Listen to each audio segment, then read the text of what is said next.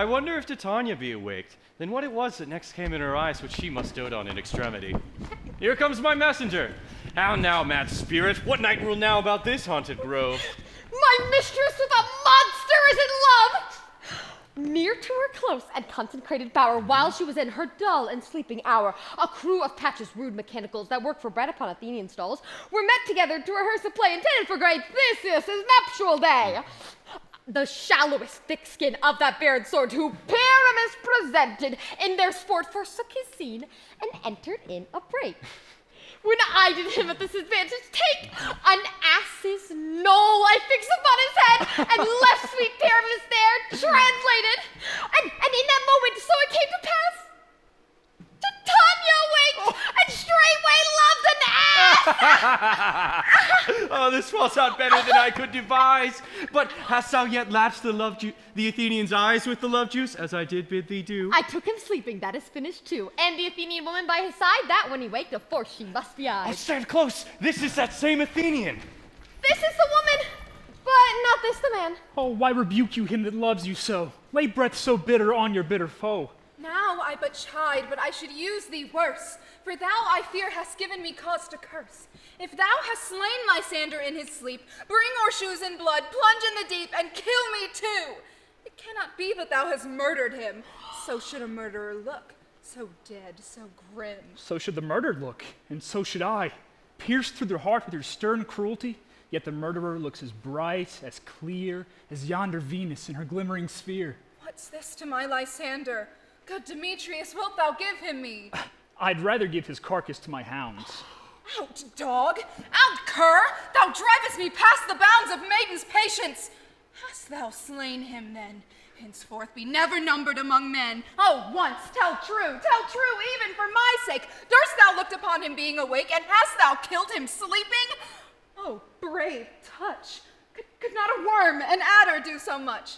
An adder did it. For with doubler tongue than thine, thou serpent, never adder stung. You spend your passion on a misprized mood. I am not guilty of Lysander's blood, nor is he dead, for aught that I can tell. I pray thee, tell me then that he is well. And what should I get there for? A privilege never to see me more, and from thy hated presence part I so, whether he be dead or no. There is no following her in this fierce vein. Here, therefore, a little while I will remain, for sorrow's heaviness doth heavier grow, for debt that bankrupt sleep doth sorrow owe.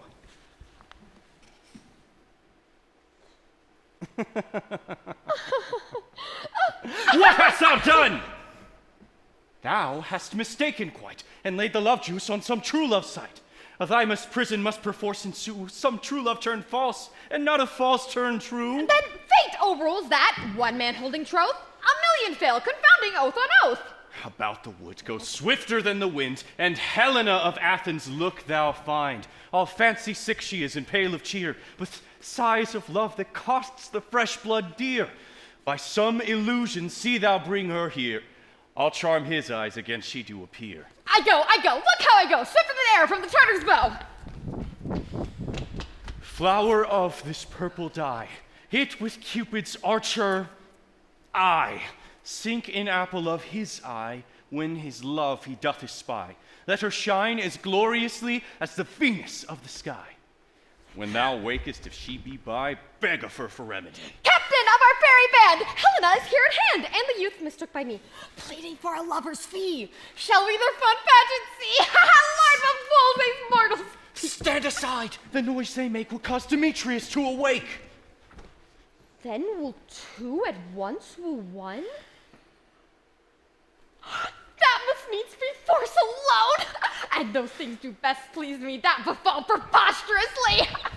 Why should you think that I should woo in scorn? Scorn and derision never come in tears.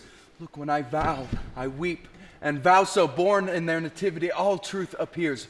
Why do these things in me seem scorn to you, bearing the badge of faith to prove them true? You do advance your cunning more and more when truth kills truth. Oh, devilish holy fray! These vows are Hermia's, will you give her o'er? Weigh oath with oath, and you will nothing weigh. Your vows to her and me, put in two scales, will even weigh, and both as light as tails. I had no judgment when to her I swore. Nor none in my mind, now you give her o'er. Demetrius loves her, and he loves not you. Oh, Helena, goddess, nymph, perfect, divine, to what my love shall I compare thine eyne?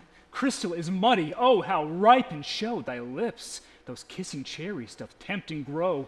Oh, pure congealed white, high Taurus snow, fanned with the eastern wind, doth turn to a crow when I lift up thy hand. Oh, let me kiss this goddess of joy, this seal of bliss. Oh, spite! Oh, hell!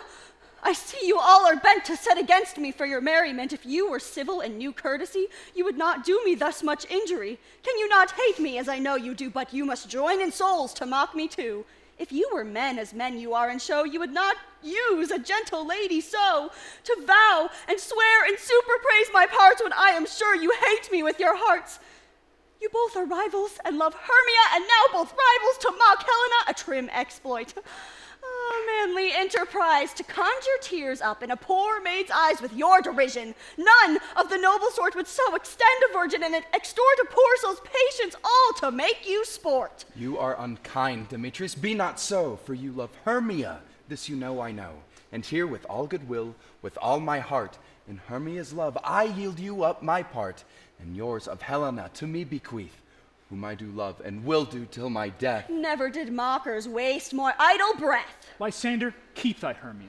If e'er I loved her, all that love is gone. My heart to her but as guest-wise sojourned, and now to fair Helen is it returned, there to remain. Helen, it is not so. Disparage not the faith thou dost not know, lest to thy peril thou shalt buy it dear.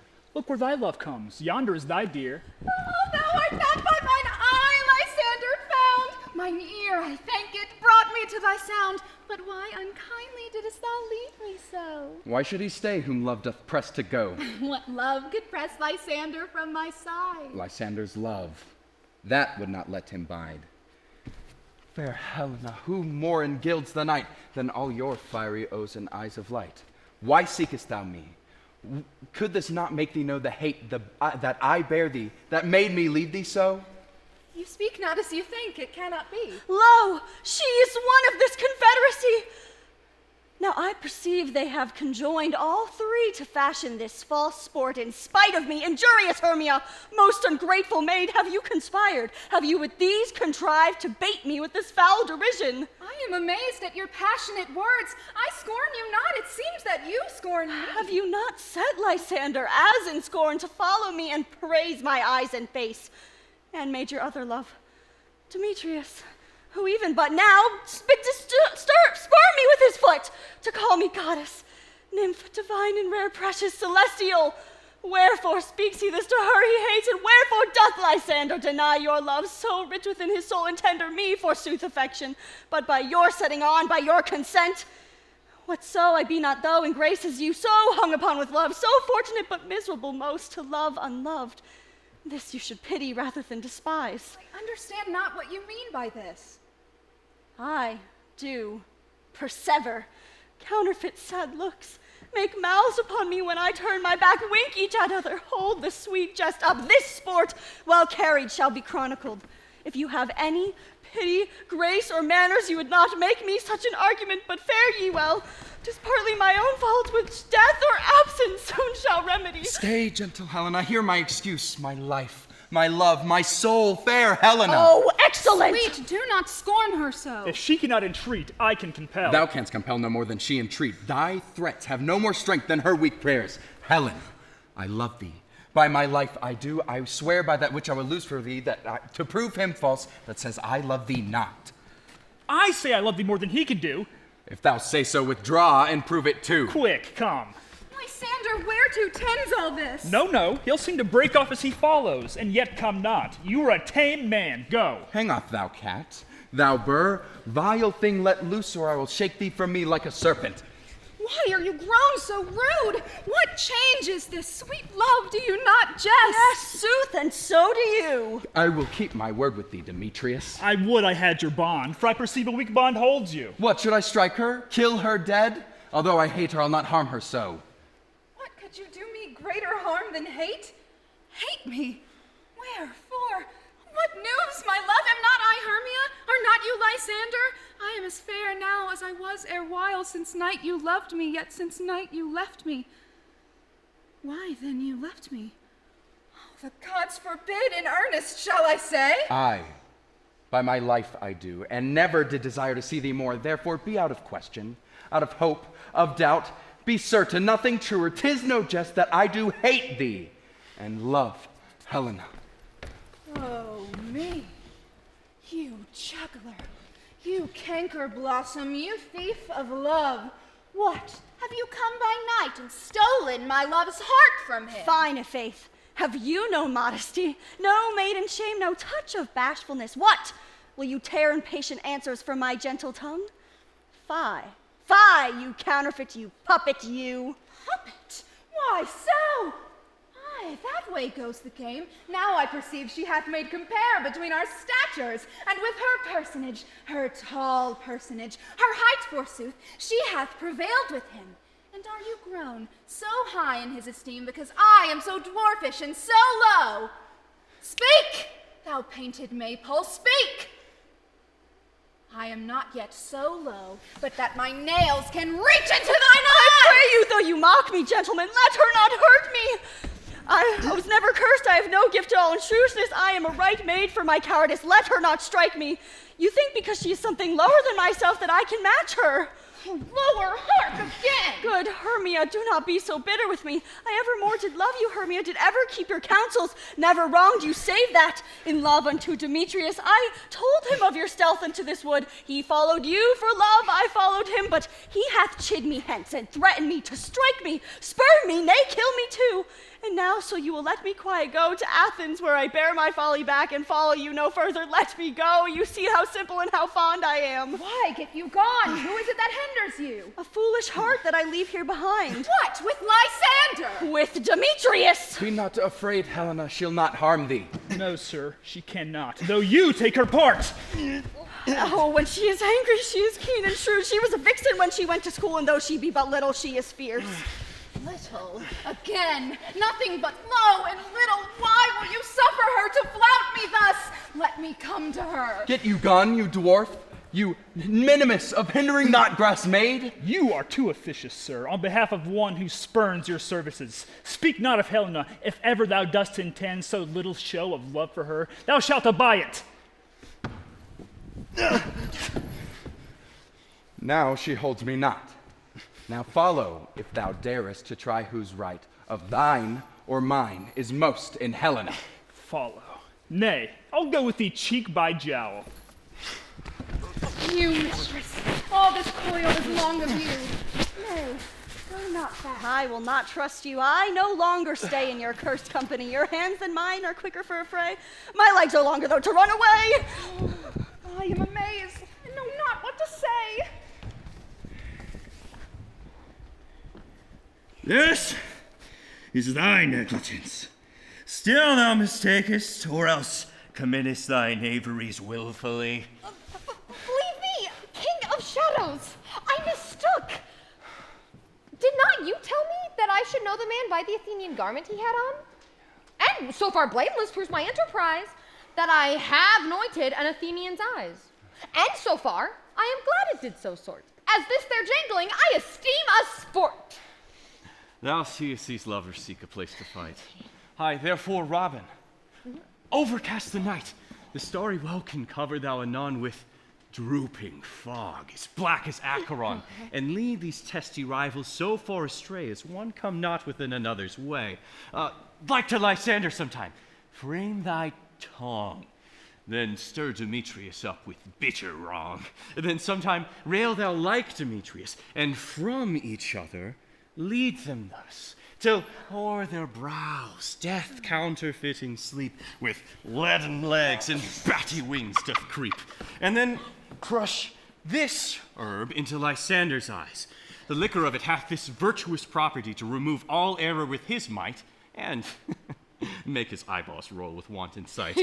When these lovers next wake, all this derision shall seem a dream and fruitless vision. And back to Athens shall the pair of lovers wend, with league whose state till death shall never end. Whiles I in this affair do thee employ, all to my queen, and beg of her her Indian boy. And then I will her charmed eye from monsters' view release. In all things shall be peace.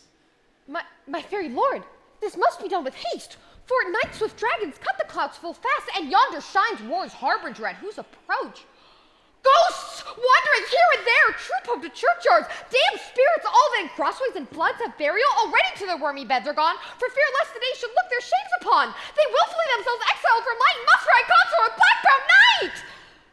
But we are spirits of another sort. I with the morning's love have oft made sport, but notwithstanding haste, make no delay, we may effect this business yet ere day.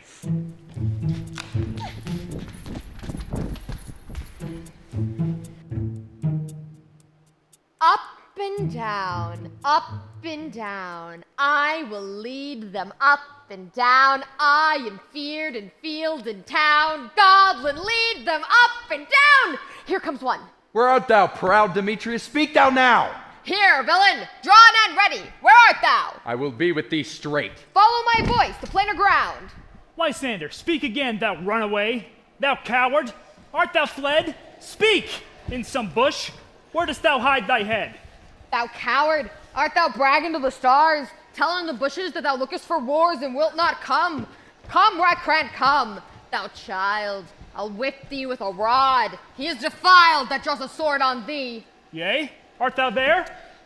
Follow my voice. We'll try no manhood here. He goes before me, but still dares me on. When I come to where he calls, then he is gone. The villain is much lighter heeled than I. I followed fast, but faster he did fly. Fallen am I in dark, uneven way, and here will rest me. Come, thou gentle day, but if once thou show me thy gray light, I'll find Demetrius and revenge this spite. Ho, ho, ho, coward! Why comest thou not? Abide me if thou darest, for well I wot, thou runst before me, shifting every place, and dare not stand, nor look me in the face. Where art thou? Come hither, I am here. Nay then, thou mockest me. Thou shalt abide it dear, if ever thy face by daylight see. But get thee gone. Faintness constraineth me to measure out my length on this cold bed. By daylight's face, seek to be visited. Oh, weary night, oh, long and tedious night, abate thy hour. Shine comforts from the east, that I may back to Athens by daylight from these that my poor company detest and sleep. That sometimes, should such sorrow's eye steal me a while from mine own company. Yet but three? Come one more, two of both kinds makes up four. Here she comes, cursed and sad. Cupid is a knavish lad, thus to make poor females mad. Never so weary, never so in woe, bedabbled with dew and torn with briars, I can no further walk, no further go. My legs can keep no pace with my desires. Here will I rest thee till the break of day. Heaven shield Lysander, if they mean a fray. On the ground, sleep sound. I'll apply to your eye, gentle lover, remedy.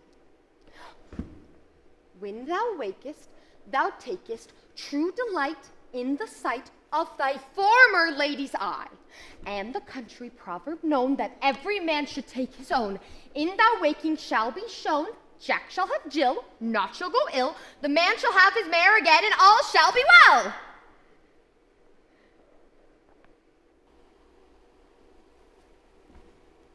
Come, sit thee down on this flowery bed, while I thy amiable cheeks do coy, stick musk roses in thy sleek smooth head, and kiss thy fair large ears, my gentle joy. Where's Peas Blossom? Ready? Scratch my head, Peas Blossom. Where's Monsieur Cobweb? Ready. Monsieur Cobweb, good monsieur, get you your weapons in your hand and kill me a red-hipped humblebee on the top of a thistle. And, good monsieur, bring me the honey bag. Do not fret yourself too much in the action, monsieur. And, good monsieur, have a care the honey bag break not. I would loathe to have you overflown with a honey bag, signor. Where's Monsieur Mustard Seed? Ready. Give me your knife, Monsieur Mustard Seed. What's your will? Nothing but to help cavalry Cobweb to scratch. I must to the barber's, for methinks I am marvelous hairy about the face, and I am such a tender ass. If my hair do but tickle me, I must scratch. What, wilt thou hear some music, my sweet love? I have a reasonable good ear in music. Let's have the tongs and the bones.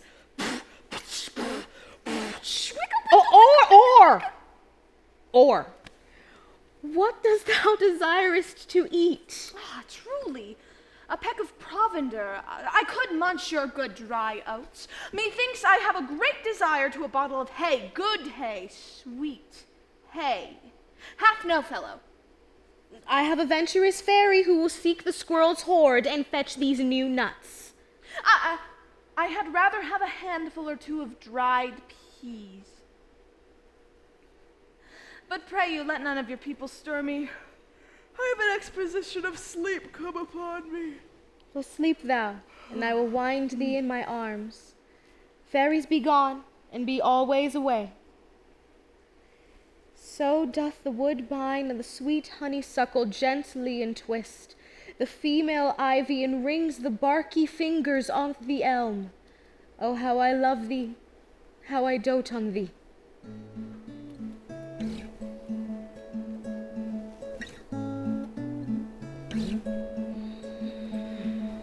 Blackbird singing in the dead of night.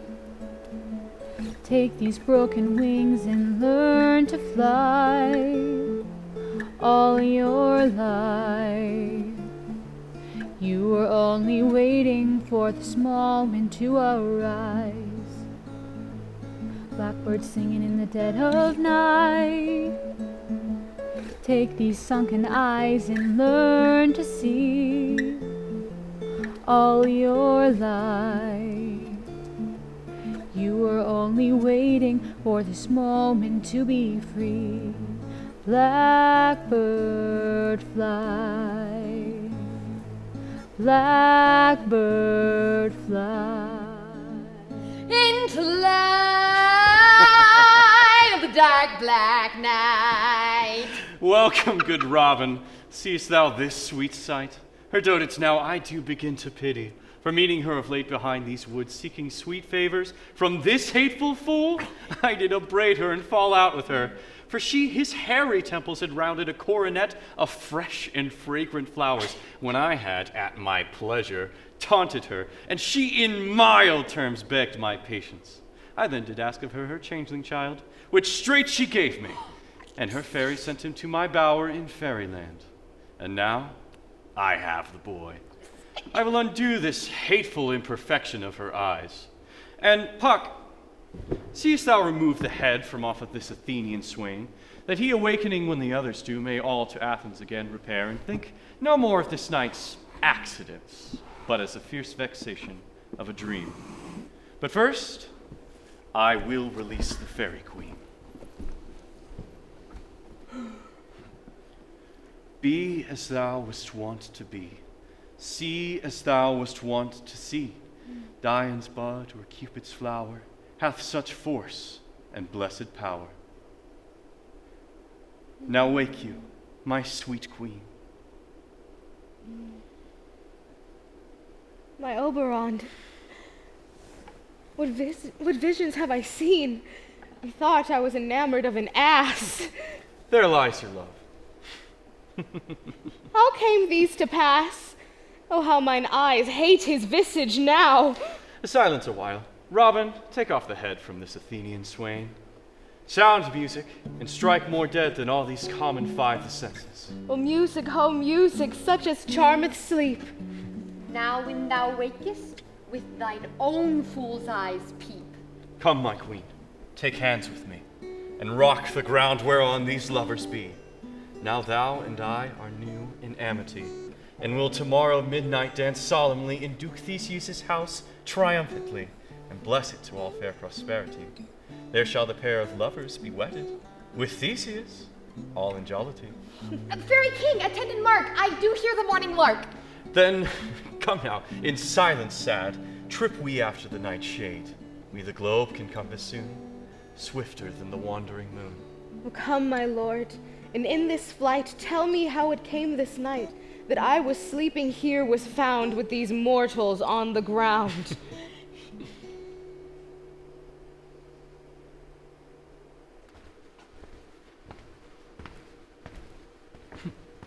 We will, fair queen, up to the mountain's top. I was with Hercules and Cadmus once, when in a wood of Crete they bayed the bear with hounds of Sparta. Well, my hounds are bred out of the Spartan kind too. Judge when you hear.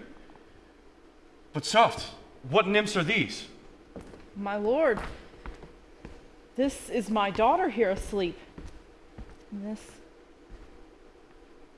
Lysander, this Demetrius is this Helena, old Nader's Helena. I wonder of their being here together. Well, no doubt they rose up early to observe a rite of May, and hearing our intent, came here to grace our solemnity. But speak, Aegeus, is this not the day that Hermia should give answer of her choice? It is, my lord. Good morrow, friends! St. Valentine is past! Begin these wood birds but to couple now? Pardon, my lord. I pray you all stand up. I know you two are rival enemies. How comes this gentle concord in the world, that hatred is so far from jealousy? To sleep by hate and fear no enmity? I shall reply amazedly, my lord, half sleep, half waking, but yet, as I swear, I cannot truly say how we came here, but as I think, for truly I would speak. I do bethink me now, so it is. Our intent was to be gone from Athens, where we might, without the peril of Athenian law. Enough, enough, my lord, you have enough. I beg the law upon his head. They would have stolen away, they would, Demetrius. You of your wife, and me of my consent that she should be your wife. My lord, fair Helen told me of their stealth, of this their purpose hither into this wood, and I in fury hither followed them, fair Helen in fancy following me. But my lord, I wot not by what power, but by some power it is. My love for Hermia, melted as the snow, seems to me now as a childhood god that in my youth I did dote upon. But all of the pleasure of my heart, the object and virtue of mine eye, is only Helena. To her was I betrothed ere I saw Hermia, but as in sickness did I loathe this food. But as in health, restored to my natural tastes, do I wish it, love it, long for it, and will evermore be true to it. Fair lovers, you are fortunately met. Of this discourse we more will hear anon. Aegeus, I will overbear your will. For in this temple, by and by with us, these couples shall eternally be knit. And for the morning now is something worn. Our purposed hunting shall be set aside. Away with us to Athens, 3 and 3. We'll hold a feast in great solemnity. These things seem small and undistinguishable. Methinks I see these things with parted eye when everything seems double. So methinks. And I have found Demetrius like a jewel, mine own and not mine own. Are you sure that we are awake? It seems that yet we sleep, we dream. Did not the Duke come here and bid us follow him? Yea, and my father. And Hippolyta. And he did bid us follow to the temple. Why then we are awake. Let us follow them. And by the way, let us recount our dreams.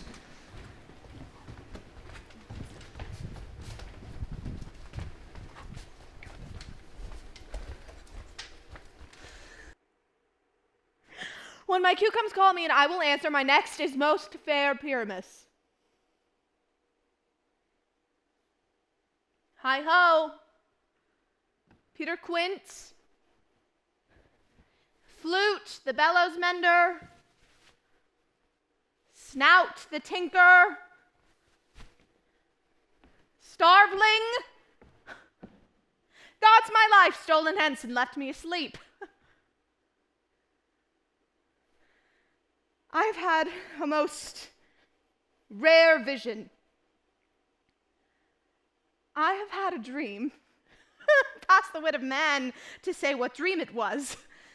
Man is but an ass if he will offer to explain what my dream was. Methought I was.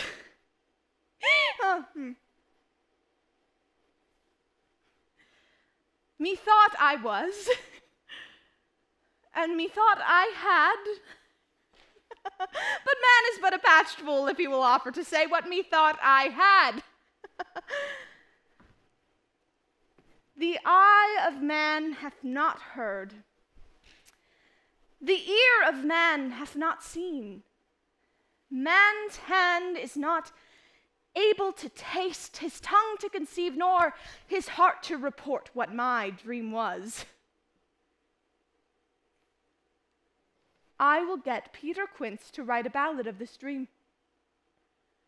And I will sing it in the latter end of the play before the Duke, peradventure to make it the more gracious. I will sing it at her death.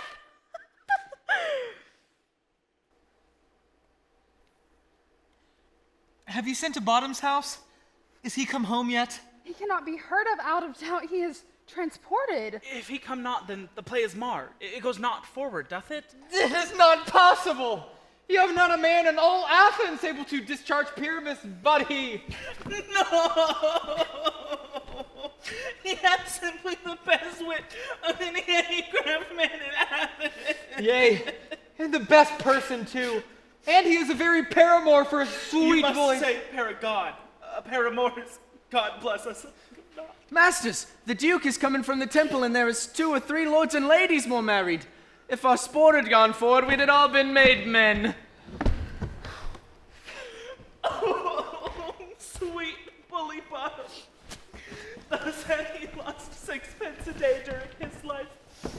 If the Duke had not given him 6pence a day for playing Pyramus, I'll be hanged. He would have deserved it. 6pence a day in Pyramus, or nothing.